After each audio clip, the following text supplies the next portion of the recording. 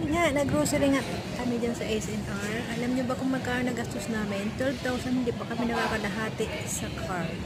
Sobrang mahal ng mga bilihin ngayon. Ay naku mga madam ko. Kung mas mahal dyan sa ibang bansa, mas mahal dito sa Pilipinas. Ayun. Kaya ang daming mga foreigner na nag-retire dito sa Pilipinas. Kasi sobrang mahal daw dyan. Santa Mas mahal pa Rosa. dito.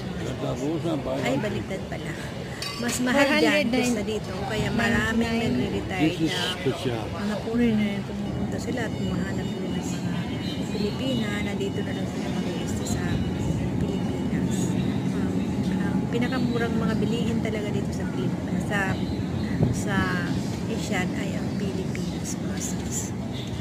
Kaya ayan, namili na nga kami dyan mga sis. Kaya kung hindi, parehas din dyan. Kung hindi nabubulol ang hayop. Ay, kung hindi rin kayo magtipid mga sis, magastos kayo mga sis, wala din matitira sa inyo. Kaya kailangan gamitin ng utak, magtipid-tipid mga sis. Kaya kami minsan lang kami pumunta dyan sa SNR mga sis. Ayan, dito na lang kami mag-grocery sa tabi-tabi na lang mga ayan, sa tabi sa grocery store o kaya sa supermarket sa palengke ha. Ayan mga sis, may pagbabanta pa. Hala mga sis. Ayan. Ayan mga mig. Bumili nga kami yan ng mga hotdog at saka mga ham mga sis para kay Mr. Ham. Ham lang mga alak pa. Bumili pa kami ng mga steak, ganyan. Ayun na nga mga sis. Hindi naman ay ang bilis magsalita.